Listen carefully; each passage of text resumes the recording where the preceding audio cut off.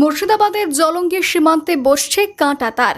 সূত্রের খবর, জলঙ্গির সীমান্তে 200 কিলোমিটার খোলা অংশে বসতে পারে কাঁটাতার। অনুপ্রবেশকারী বাংলাদেশি রুখতে কড়া পদক্ষেপ বিএসএফের। ভারত বাংলাদেশ সীমান্তের ভূখণ্ডে রয়েছে পদ্মা নদী। সুতরাং এই পদ্মা নদীর জল শুকিয়ে গেলে অনুপ্রবেশকারীদের দৌরাত্ম্য বাড়ে।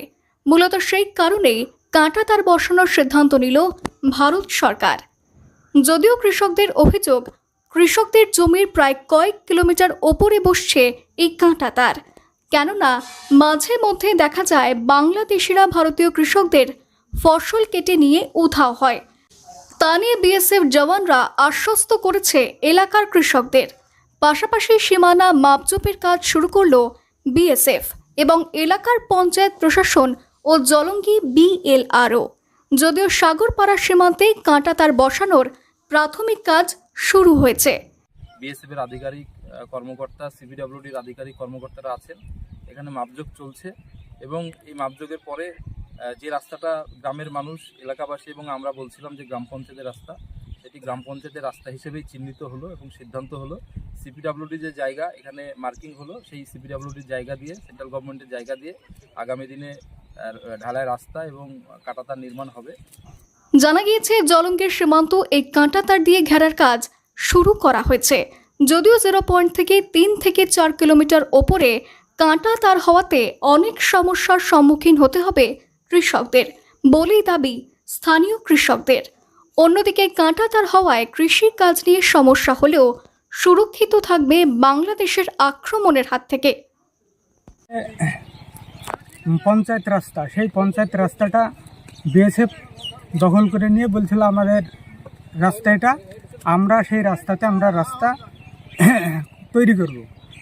আমরা সেইখানে গ্রামের লোক এসে সেখানে বাধা দেওয়ার পর এবং প্রধান এবং আমাদের সভাপতি মাসুম আলী আহমেদ, প্রধান রকিবুল ইসলাম রকি, সে বাধা দেওয়ার পর আমাদের সেই রাস্তাটা এখন আমাদের পঞ্চায়েতের বহাল থাকলো এবং যেটা বিএসএফের রাস্তা সেটা বিএসএফের রাস্তা। প্রসঙ্গত, ভারত বাংলাদেশ সীমান্তকে কয়েকটি ভাগে ভাগ করে নিয়েছে বিএসএফ। এর মধ্যে পশ্চিমবঙ্গে রয়েছে উত্তরবঙ্গ ফ্রন্টিয়ার, দক্ষিণবঙ্গ ফ্রন্টিয়ার এবং গুয়াহাটি ফ্রন্টিয়ার। মুর্শিদাবাদ পরে দক্ষিণবঙ্গ ফ্রন্টিয়ারের মধ্যে।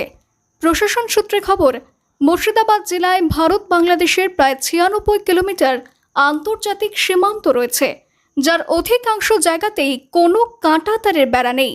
সম্প্রতি বাংলাদেশ থেকে ভারতে বেআইনিভাবে বিভিন্ন সময় অনুপ্রবেশকারী ঢুকছে, তাও আবার জলঙ্গি, কখনো সাগরপাড়া দিয়ে।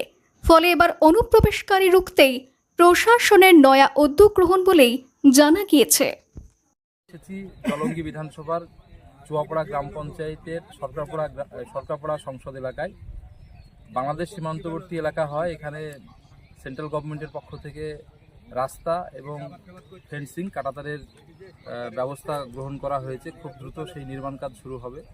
এখানে গ্রাম পঞ্চায়েতের একটা রাস্তার সঙ্গে সিপিডব্লিউডির একটা রাস্তা সংক্রান্ত সমস্যা দীর্ঘদিন ধরে চলছিল।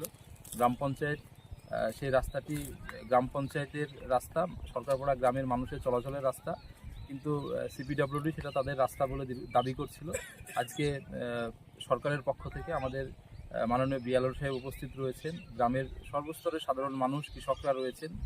মুর্শিদাবাদ থেকে কৌশিক অধিকারীর রিপোর্ট, লোকাল 18 বাংলা।